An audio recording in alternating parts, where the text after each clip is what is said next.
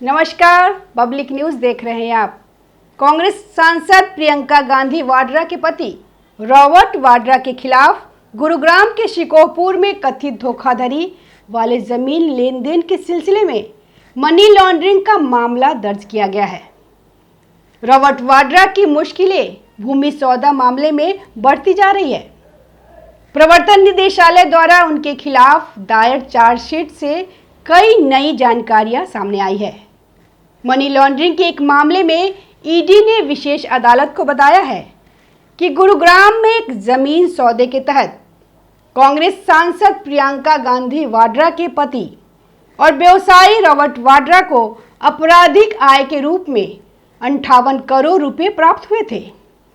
यह मामला धन शोधन विरोधी कानून की कई धाराओं के तहत दर्ज किया गया है तथा इसमें आरोपी के लिए 3 से 7 वर्ष की जेल की सजा तथा अपराध से अर्जित सभी संपत्तियों को जब्त करने की मांग की गई है।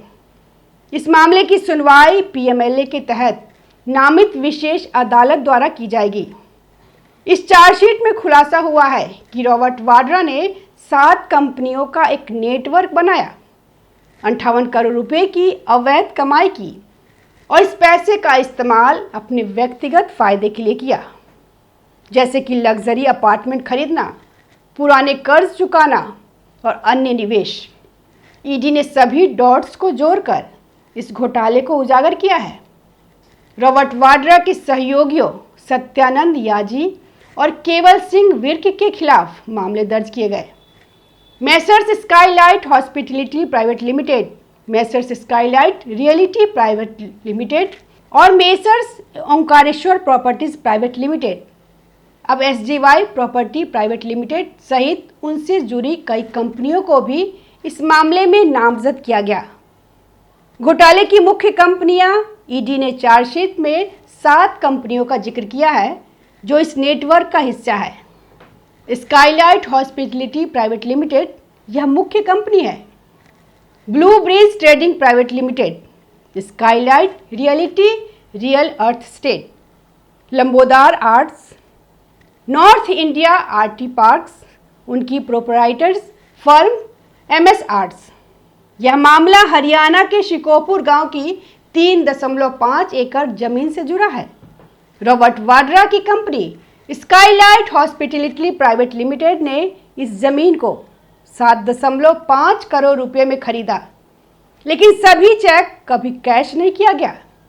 बाद में 15 करोड़ रुपए का भुगतान किया गया, जिसमें 45 लाख रुपए की स्टाम्प ड्यूटी बचाई गई।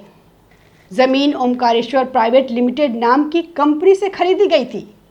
खरीदने के बाद रॉबर्ट वाड्रा ने 17 मार्च को कमर्शियल लाइसेंस के लिए आवेदन किया और मात्र 3 दिन में लाइसेंस मिल गया। यह गांव में कोई इंफ्रास्ट्रक्चर या सड़क नहीं होने के बावजूद हुआ। उस समय हरियाणा में कांग्रेस की सरकार थी और भूपेंद्र सिंह हुड्डा मुख्यमंत्री थे, जिसके चलते अधिकारियों पर दबाव डालकर यह काम आसानी से हो गया।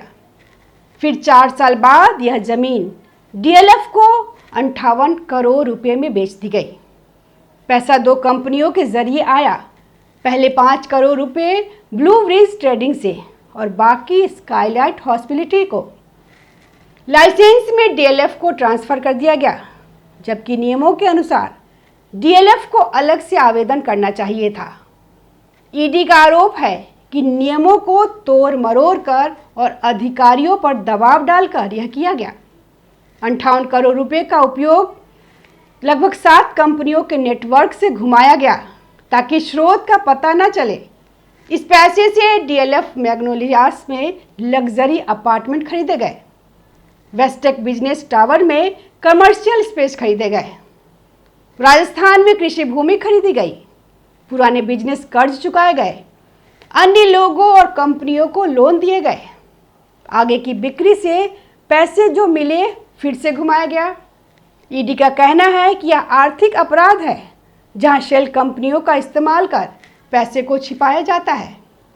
जांचों में सालों लगते हैं क्योंकि पूरी चेन को उजागर करना पड़ता है। अब तकनीक बेहतर होने से ईडी ऐसे मामले को तेजी से सुलझा रही है। ईडी की पूछताछ में रॉबर्ट वाड्रा ने अस्पष्ट जवाब दिया। उन्होंने कहा कि वे सभी दस्तावेज दे रहे हैं और राजनीतिक बदलाव लिया जा रहा है। उन्होंने दावा किया कि सभी लेन देन में उनकी सीधी भागीदारी नहीं थी और जिम्मेदारी अपने 3 साथियों जो अब मर चुके हैं उन पर डाल दी। लेकिन ईडी ने साबित कर दिया कि वे मध्यस्थ की भूमिका में थे, जहां लाइसेंस प्राप्त करना मुख्य फायदा था। यूएई के एक रियल एस्टेट व्यवसायी को भी समन किया गया है। लंदन में उनके पार्टनर संजय भंडारी से जुड़े मामले हैं, जहां रॉबर्ट वाड्रा ने एक लग्जरी अपार्टमेंट बनवाया, लेकिन नाम भंडारी का रखा। ईडी का आरोप है कि यह छिपाने की कोशिश थी। पूरा गांधी परिवार ऐसे मामलों में फंसा है, जैसे नेशनल हेराल्ड केस में राहुल और सोनिया। ईडी ने दिसंबर 2018 में मनी लॉन्ड्रिंग का मामला दर्ज किया था। एजेंसी के अनुसार SHLPL ने बिक्री विलेख के अनुसार ओमकारेश्वर प्रॉपर्टी से लगभग 3.5 एकड़ जमीन 7.5 करोड़ रुपए में खरीदी, जबकि वास्तविक सहमति 15 करोड़ रुपए थी। विलेख में उल्लेखित भुगतान चेक के द्वारा कभी भुनाया नहीं गया। प्रवर्तन निदेशालय का दावा है कि इस गलत बयानी के कारण न केवल लगभग 45 लाख रुपए की स्टाम्प ड्यूटी की चोरी हुई, बल्कि एक यह तरह का लेन देन भी था, जिसमें उसी गांव में ओमकारेश्वर प्रॉपर्टी के लिए वाणिज्यिक लाइसेंस हासिल करने के लिए वाड्रा के कथित प्रभाव के बदले में वास्तविक भुगतान के बिना भूमि हस्तांतरित कर दी गई। डीटीसीपी कर्मचारियों के बयानों से पता चलता है कि उन्होंने उच्च अधिकारियों के दबाव में काम किया।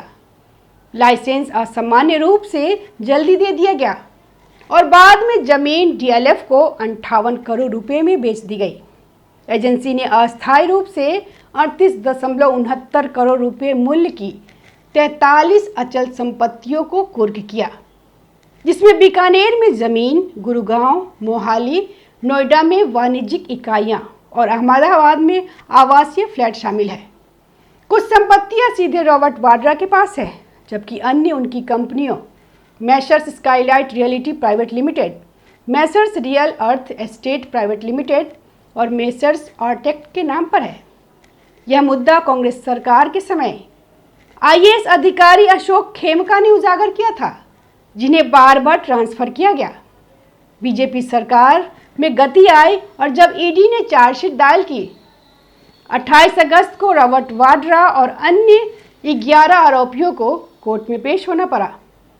अगर चार्जशीट पर संज्ञान लिया गया तो सुनवाई होगी और जरूरत पड़ने पर हिरासत भी हो सकती है। रॉबर्ट वाड्रा 3 मामलों का सामना कर रहे हैं और पहला आरोप पत्र 17 जुलाई को दाखिल किया गया था। वाड्रा के कार्यालय ने एक बयान में कहा है कि यह कार्रवाई वर्तमान सरकार द्वारा राजनीतिक प्रतिशोध के विस्तार के अलावा और कुछ नहीं है। राहुल गांधी ने अब चुप्पी तोड़ी और कहा कि उनके जीजा को 10 साल से परेशान किया जा रहा है। यह राजनीतिक बदला है, लेकिन ईडी के पास मजबूत सबूत है। धन्यवाद।